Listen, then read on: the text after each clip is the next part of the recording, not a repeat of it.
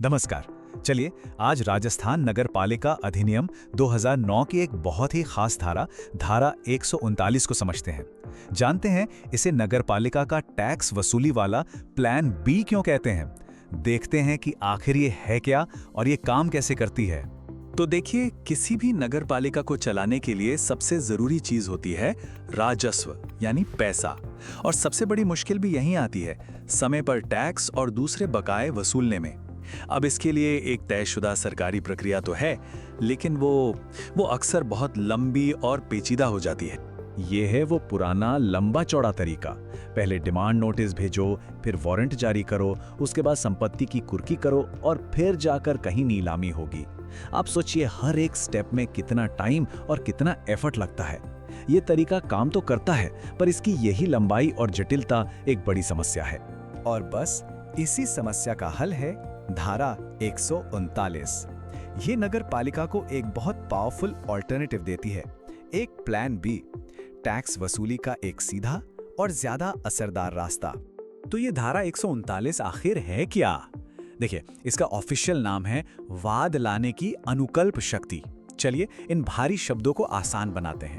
अनुकल्प मतलब होता है ऑल्टरनेटिव या विकल्प, और वाद लाना मतलब है कोर्ट में केस करना। तो ये धारा नगर पालिका को एक ऑप्शन देती है कि वो कुर्की नीलामी के लंबे चौड़े चक्कर को छोड़कर सीधे कोर्ट में एक सिविल केस फाइल कर दे और अपना बकाया वसूल ले। ये एक लाइन इस धारा की पूरी फिलॉसफी बता देती है। नगर पालिका ये सोच सकती है कि अरे भाई, सामान कुर्क करने के झंझट में कौन पड़ेगा, इससे तो अच्छा है कि हम सीधे कोर्ट में केस करें और पैसा वसूलें। ये सिर्फ एक ऑप्शन नहीं है, ये एक स्ट्रेटेजिक मूव है जिससे समय और मेहनत दोनों बचते हैं। तो अब सवाल उठता है कि नगर पालिका इस पावर का इस्तेमाल कब और कैसे कर सकती है। कानून इसके लिए दो खास सिचुएशन बताता है और इन दोनों को समझना बहुत जरूरी है। तो चलिए एक एक करके इन्हें देखते हैं। ये हैं वो दो हालात। पहला है कार्यवाही के बजाय, मतलब वो लंबा चौड़ा प्रोसेस शुरू ही मत करो, सीधा कोर्ट में केस कर दो। और दूसरा है विफलता की स्थिति में, मतलब आपने पुराना तरीका अपनाया पर पूरा पैसा वसूल नहीं हो पाया, तो अब बचे हुए पैसे के लिए कोर्ट चले जाओ।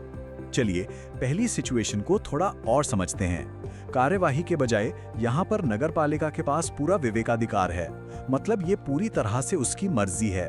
वो चाहे तो वारंट और कुर्की की कार्यवाही को हाथ ही ना लगाए, वो सीधे बकायेदार के खिलाफ एक सिविल केस फाइल कर सकती है। ये एडमिनिस्ट्रेटिव एक्शन के ऊपर जुडिशियल एक्शन को चुनने का एक बहुत बड़ा फैसला है। अब आते हैं दूसरी सिचुएशन पर। विफलता की स्थिति में ये तब काम आती है जब कुर्की और नीलामी वाला प्रोसेस तो किया गया, लेकिन उससे पूरा पैसा नहीं निकल पाया। मान लीजिए बकाया था 1 लाख, पर वसूली हुई सिर्फ 70,000। तो अब बाकी के 30,000 का क्या? उस बची हुई रकम के लिए धारा 13(9) के तहत केस किया जा सकता है। अच्छा, अगर आपको ये डिटेल्ड एक्सप्लेनेशन पसंद आ रहा है तो इस कोशिश को सपोर्ट करने के लिए वीडियो को लाइक करें, अपने दोस्तों के साथ शेयर करें, और हाँ, ऐसे ही और कॉन्सेप्ट्स के लिए स्मार्ट इज सिंपल को सब्सक्राइब करना ना भूलें। और एक बात याद रखिएगा, हम इस चैनल पर रोजाना सुबह 10 बजे, दोपहर 3 बजे और रात 8 बजे नए धारा विश्लेषण लेकर आते हैं। साथ ही हमारा रोज का सुजा सार करंट अफेयर्स का वीडियो भी आता है, तो अपडेट रहने के लिए जुड़े रहिए। चलिए अभी तक हमने जो कुछ भी समझा है उसे फटाफट एक बार समेट लेते हैं। एक क्विक समरी, ताकि धारा 139 के सारे मेन पॉइंट्स दिमाग में एकदम फिट हो जाएं। तो निचोड़ क्या है? इस धारा की प्रकृति है अनुकल्प, यानी एक ऑल्टरनेटिव पावर। 2 ऑप्शन है हमारे पास। पहला, कुर्की नीलामी को छोड़कर सीधा कोर्ट केस करो।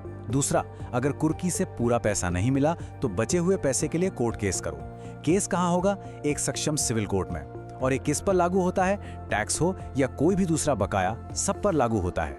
बस यही है धारा 13(9). तो अब जब हमने इस धारा को अच्छी तरह से समझ लिया है, तो क्यों ना एक सवाल से अपनी समझ को परखा जाए। देखते हैं कि कॉन्सेप्ट कितना क्लियर हुआ। धारा 139 के बारे में इन 3 कथनों पर ध्यान दीजिए। पहला कहता है, नगर पालिका केस केवल तभी कर सकती है जब कुर्की और बिक्री की प्रक्रिया फेल हो जाए।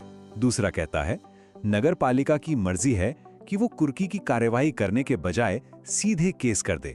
और तीसरा कहता है, अगर कुर्की से सिर्फ कुछ हिस्सा ही वसूल हुआ है तो बाकी के लिए केस किया जा सकता है। तो अब सवाल ये है, ऊपर दिए गए कथनों में से कौन सा या कौन से सही हैं? आपके ऑप्शंस हैं option A, option B, option C या ऑप्शन डी। आराम से सोचिए और अपना जवाब नीचे कमेंट्स में जरूर बताइए। अपना जवाब नीचे कमेंट करना मत भूलिएगा। और हाँ, हमारे चैनल स्मार्टेस्ट सिंपल पर हमारा अगला दैनिक राजस्थान करंट अफेयर्स का वीडियो भी जरूर देखिएगा। हमारे साथ जुड़ने के लिए आपका बहुत बहुत धन्यवाद।